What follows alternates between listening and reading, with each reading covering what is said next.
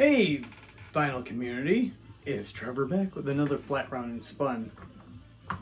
Got nothing new to show this week, so I figure I got the day off. I might as well do a tour video. I would say of the music room, but it's mostly my wife's office. So we will do the tour of the wall here. Also got my wife's old MacBook. I'm gonna try to do some editing with that.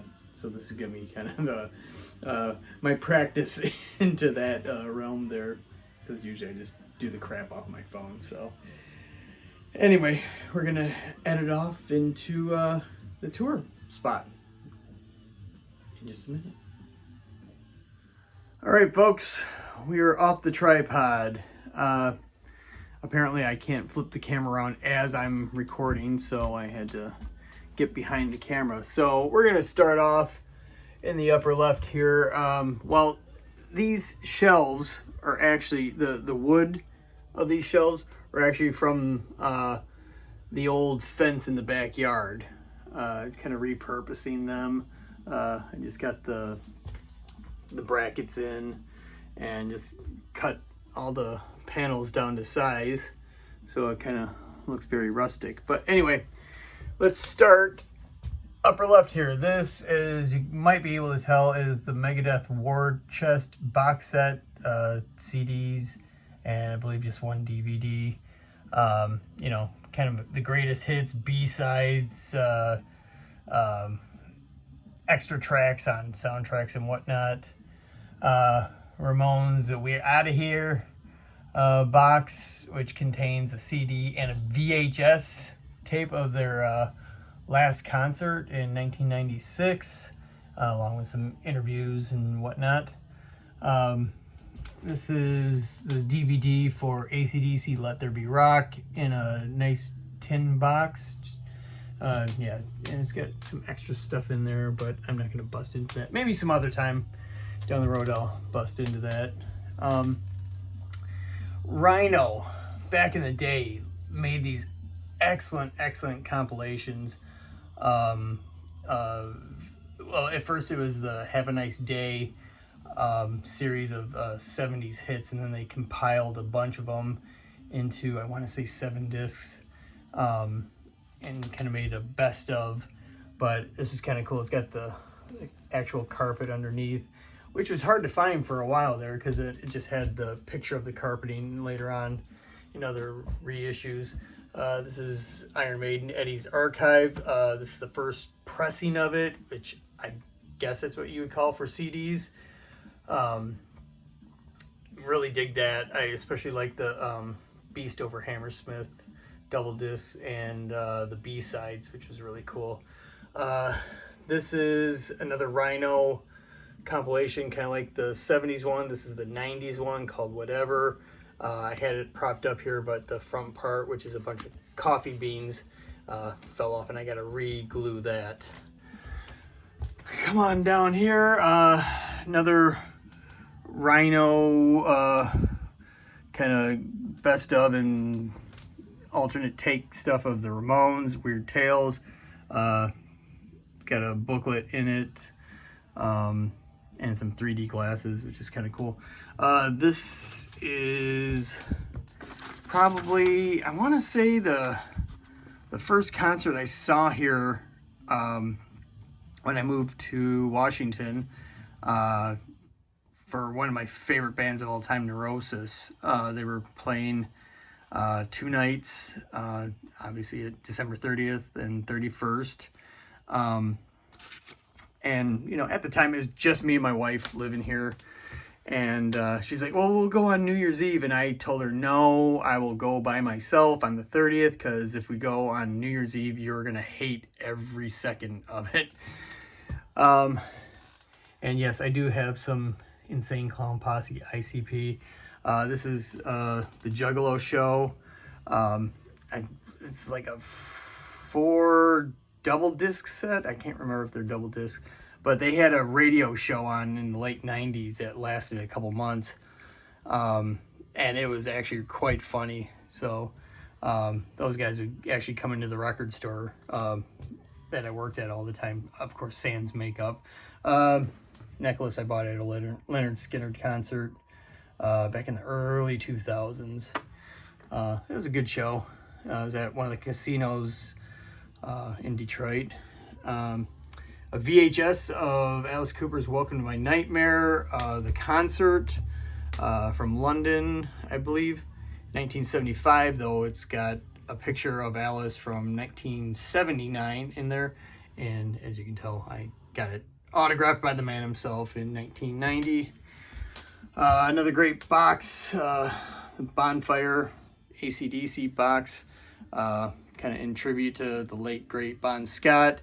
It does contain Back in Black, which is kind of a tribute to Bon, but great stuff on there. I really do love it does have the audio to the movie Let There Be Rock.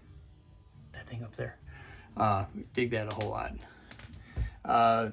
This is some DVDs of AC/DC Plug Me In.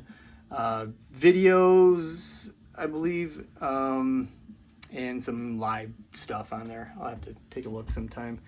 This I got over the summer when my buddies in Negative Approach were out on tour with Circle Jerks. When I saw them 4th of July weekend, Harold loaned me one of their passes because I was kind of helping, as a temporary roadie that night.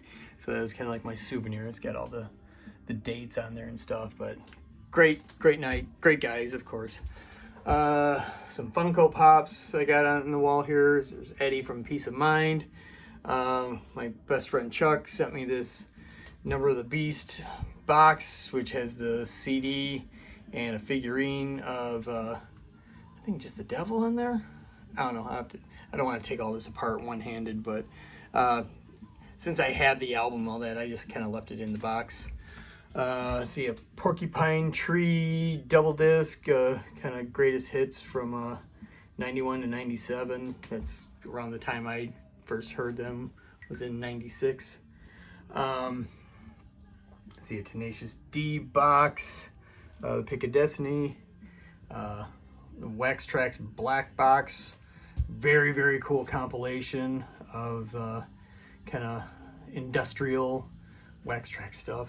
And this I find really cool. When they were trying to do their documentary on Wax Trax record label, they had a GoFundMe, and I participated in that. And this is just a cool thank you card from Julia Nash, the daughter of Jim Nash, one of the founders of Wax Trax Records. So I will always cherish this little piece of cardboard because it's just very cool.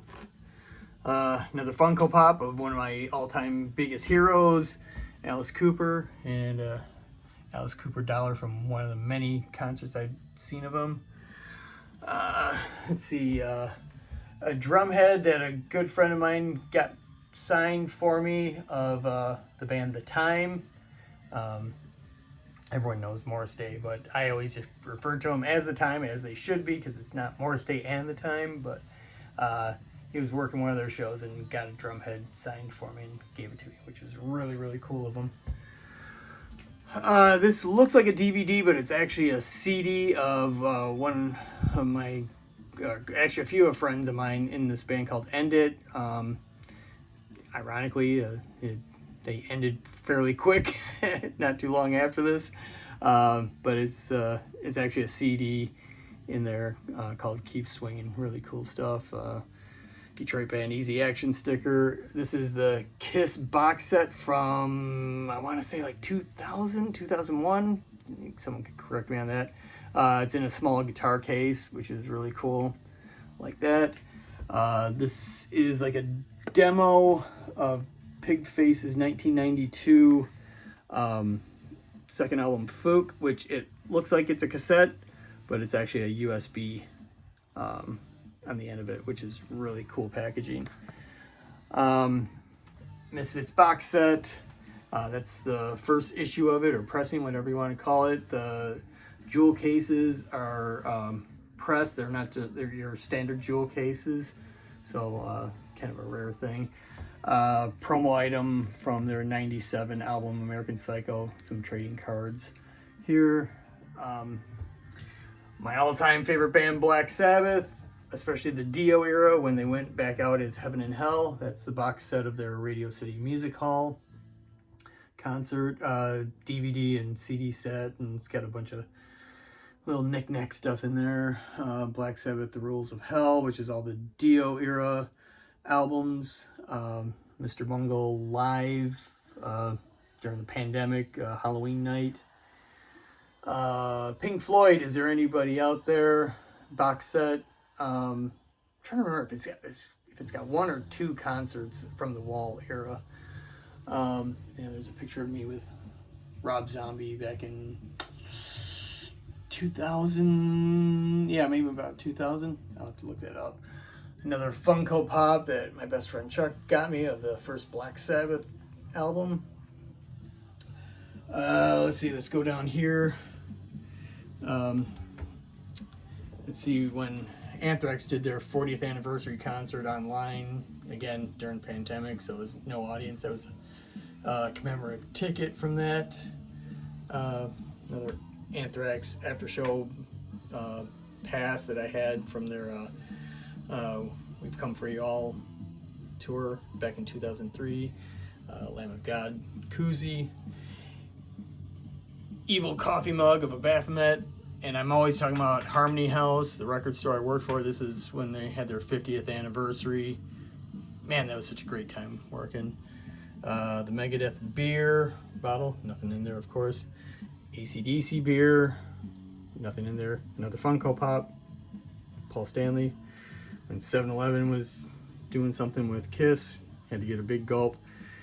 The Iron Maiden Trooper bottles, I had to keep those, and I noticed they changed them over to a different style, so kept the old ones.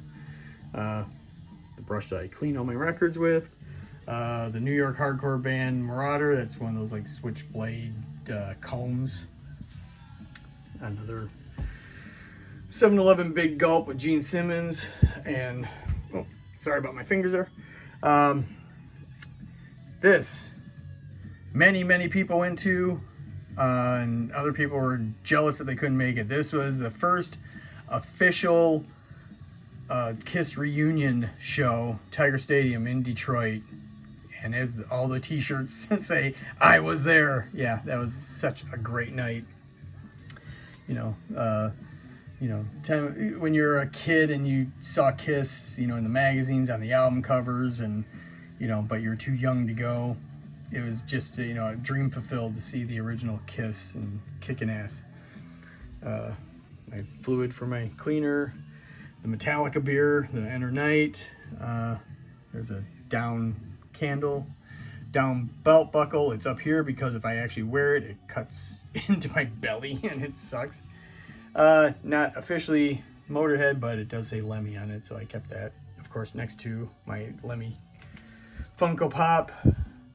One of the greatest pictures of Johnny Cash, right there. More Alice Cooper, signed box set. This is an original pressing of it too, because this kind of has like a 3D box to it. I think later pressings just had a flat picture. Carcass, the complete pathologist report. This is their first 4 or 5 albums collected, and they got DVDs with them, and if you collected them all, you got the box set along with it. Promo Buck Cherry matches there. Yeah, just a incense holder there of Misfits. Probably one of the notoriously bad packages, and not the greatest album, Judas Priest, Nostradamus.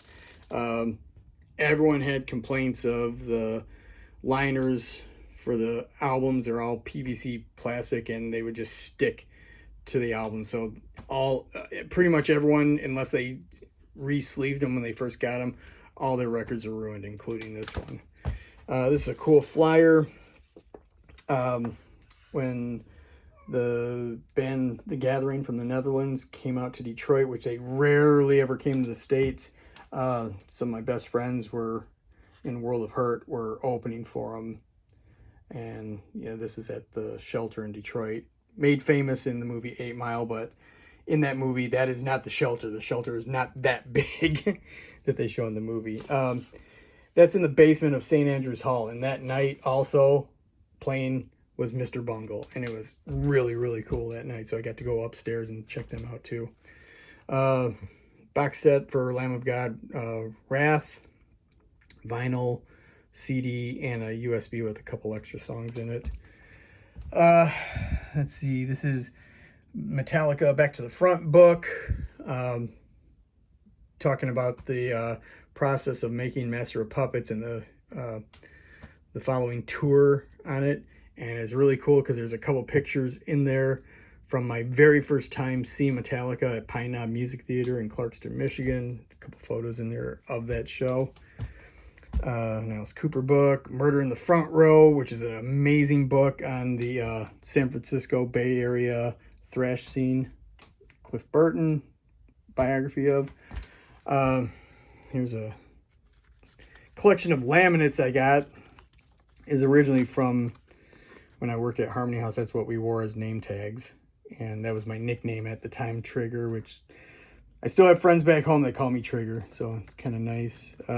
Added on this pig face laminate from their Detroit stop. Not that it got me anywhere, but it was just a nice little commemorative piece. And I had let's see if I can get it here.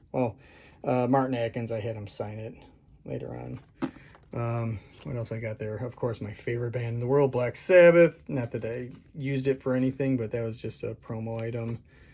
When I was working with World of Hurt, we had a pass.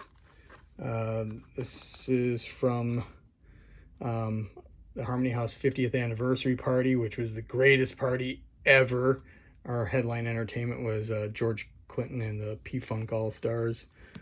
What else? Well, there's some other stuff in there. I got a book on the former singer for the Cro-Mags, John Joseph. Interesting story. Biography on one of my other favorite bands of all time, Faith No More. Bunch of DVDs I haven't put away yet. This is all kind of clutter. I still got to get through. A bunch of posters in there.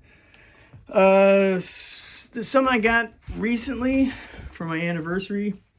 My wife got me a Fluence RT81. Got the built-in preamp. I just got some Edifier speakers. So as you can tell, this is not a big room that we're in, so I don't really need a whole lot. This does me fine. This is where I listen to my music. That is my album collection. I just have 2 2x2s, Calyx, I think they're called, from IKEA. Of course, it's looking like I'm going to need a third. I'm probably going to stack it over here. So I really do enjoy this turntable a whole lot. Been playing it a lot. Playing some Iron Maiden while I'm recording this. But that's my records. Just some other knick-knack stuff in here. This is a cool promo item from the New York hardcore band Propane, Louisville Slugger. So this thing might come in handy someday. Here's a collection of my 7-inch records and a couple flexi discs in there.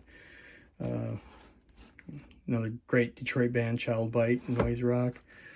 Year of the Cobra, talked about them quite often here in Seattle.